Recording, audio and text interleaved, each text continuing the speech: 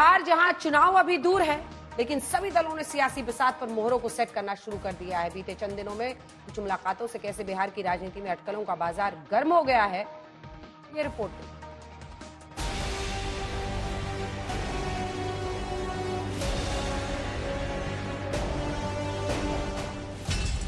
पहले चिराग पासवान ने बढ़ाई टेंशन,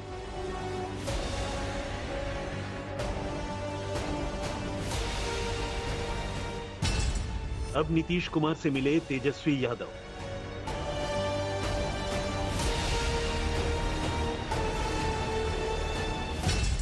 मुलाकात हुई, आखिर अंदर क्या बात हुई?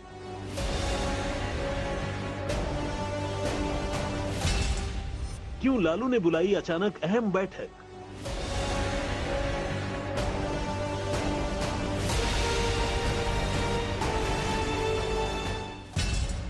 सियासी मुलाकात या मामला कुछ और?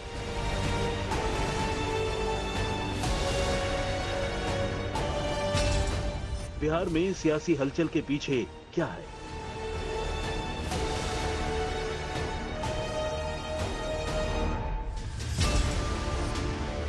दिल्ली में चिराग पासवान के चाचा और पूर्व केंद्रीय मंत्री पशुपति नाथ पारस से अमित शाह मुलाकात करते हैं। चिराग की नाराजगी की खबरों के बीच हुई इस मुलाकात को लेकर सियासी अटकलों का बाजार गर्म है।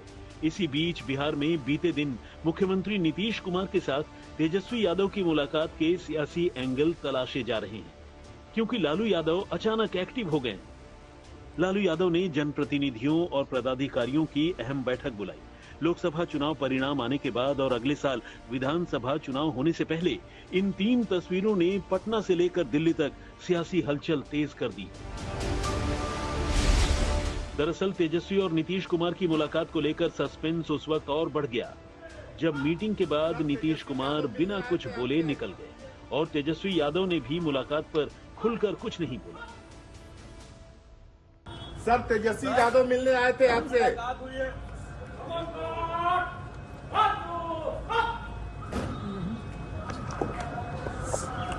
नहीं बोले, वो बता दिया जाएगा। वो तो मुख्यमंत्री से मिले, वो मुख्यमंत्री से मुलाकात हुई है। और फिर बात अपना हम लोग रखते हैं कि भाई शेड्यूल लाइन वाला शेड्यूल लाइन वाले मामले में आपने मुख्यमंत्री से सामने रखा। हम बात की है शेड्यूल लाइन क्या बोला कह रहे कोर्ट में है, तो हम भी बोले कि भाई हम भी कोर्ट पहुंच। अब सवाल है नीतीश और तेजस्वी की मुलाकात का मतलब क्या है? पशुपति पारस और अमित शाह की मुलाकात का मतलब क्या है? लालू यादव का अचानक एक्टिव होने का मतलब क्या है?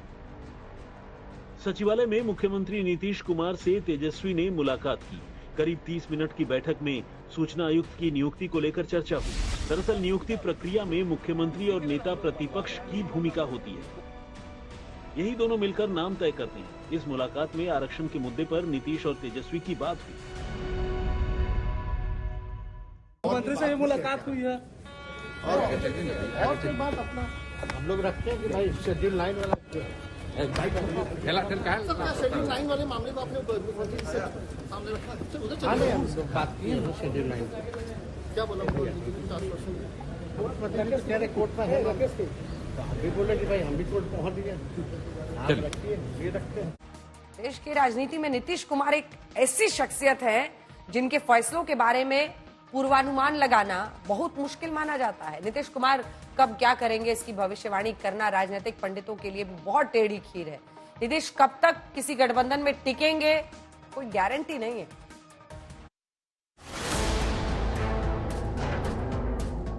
करीब 7 महीने के बाद नीतीश कुमार और तेजस्वी यादव की 1-to-1 मुलाकात हुई है, क्योंकि 28 जनवरी 2024 को नीतीश कुमार ने महागठबंधन छोड़कर एनडीए में वापसी की थी। एनडीए में वापस लौटने के बाद नीतीश का दावा यही है कि अब पलटी नहीं मारेंगे, लेकिन उनकी इमेज ऐसी बन चुकी है कि भविष्यवाणी करना मुश्किल है। आप मालूम है ना भाई क्या हमारा इनके से तो सब कुछ कर नहीं रहा था, कार्य हो ही गया ना।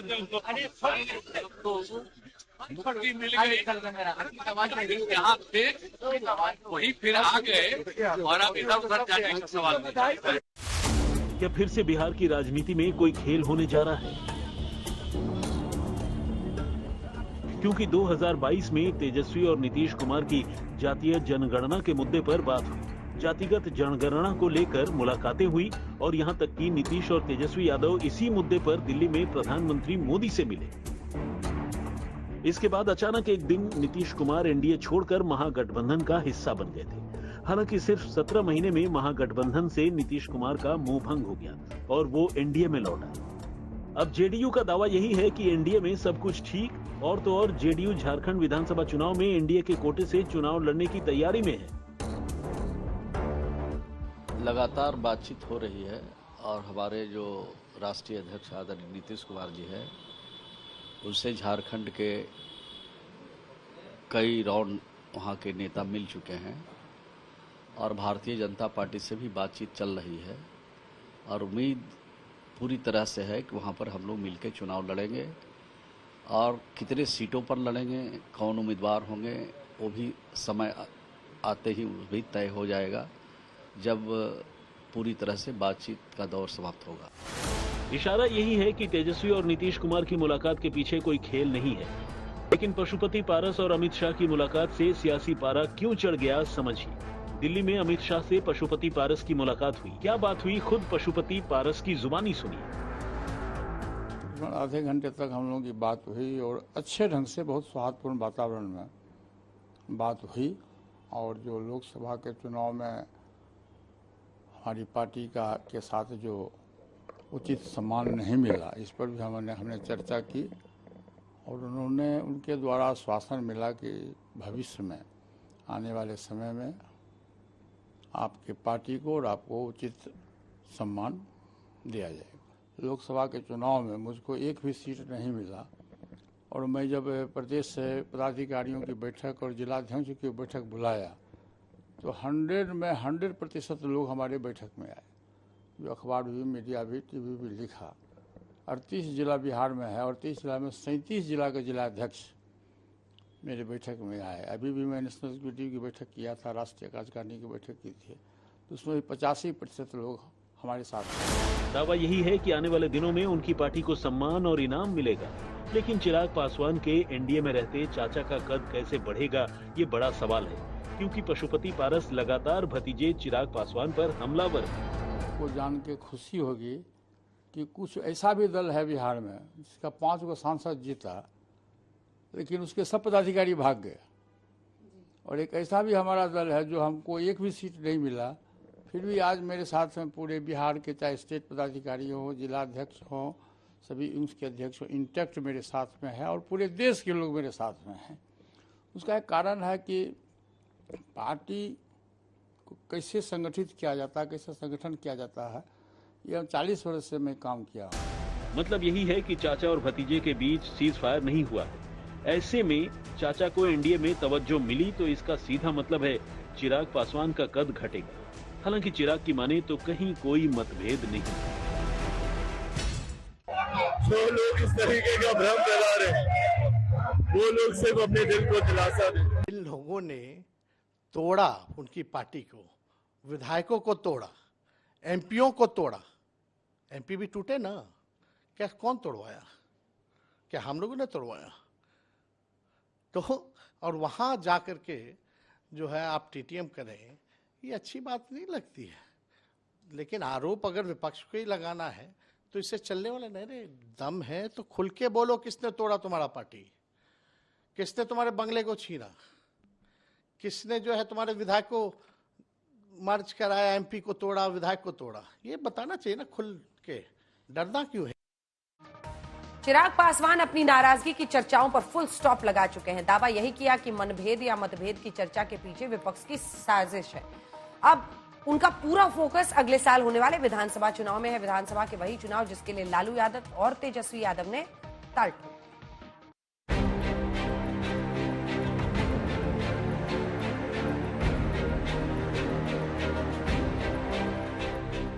अगले साल विधानसभा चुनाव है। चुनाव से पहले आरजेडी ने मंथन और चिंतन शुरू कर दिया है। इसी कड़ी में आज लालू यादव ने पार्टी के सभी पदाधिकारियों की बैठक बुलाई। लालू नहीं पहुंचे, लेकिन तेजस्वी के नेतृत्व में विधानसभा चुनाव का एजेंडा सेट हो गया। बैठक में तेजस्वी की जन आभार यात्रा पर चर्चा हुई। 10 सितंबर से तेजस्वी यादव अपनी यात्रा पर निकलेंगे।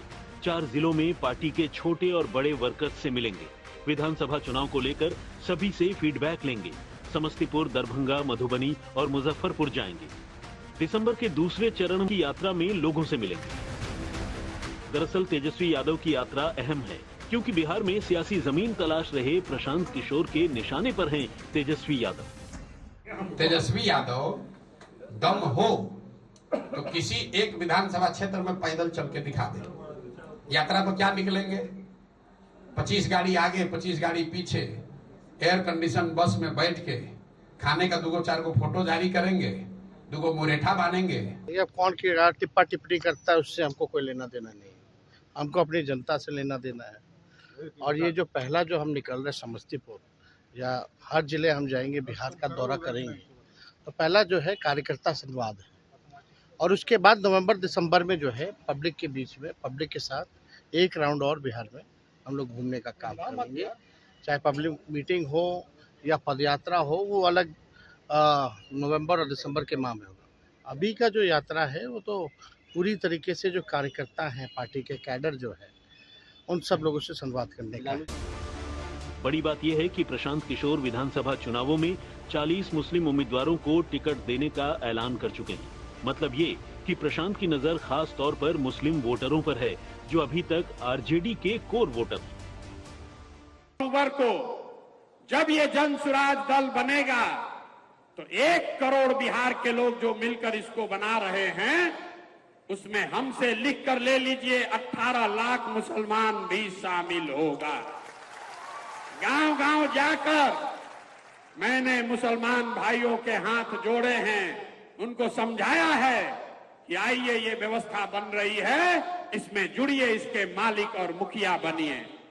जब ये दल बनेगा और 2 तारीख को इसके 25 लोगों के नेतृत्व की घोषणा की जाएगी, तो उसमें 4 या 5 मुसलमान साथी भी चुनकर आएंगे जो इस दल का नेतृत्व करेंगे। इसमें कोई अल्पसंख्यक प्रकोष्ठ नहीं है, कोई प्रकोष्ठ नहीं। जो दल है वो एक ही दल है और उसमें 20% की आपकी भागीदारी सुनिश्चित है।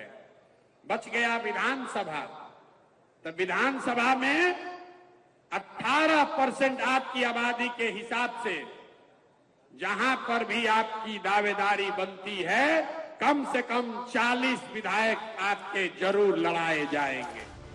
इसी कड़ी में आज प्रशांत किशोर पटना से सटे मलेर शरीफ पहुंचे थे। उनकी पूरी कोशिश है मुस्लिम वोटरों को अपने साथ लाने की। अगर ऐसा होता है तो आरजेडी के लिए मुश्किलें बढ़ सकती हैं। लिहाजा तेजस्वी यादव ने खुद मोर्चा संभाल लिया है। ऐसे में तेजस्वी यादव पहले चरण की यात्रा में खास तौर पर मुस्लिम बहुल इलाकों का दौरा करेंगे, ताकि पीके के प्लान पर पानी फेर सके। आज तक ब्यूरो।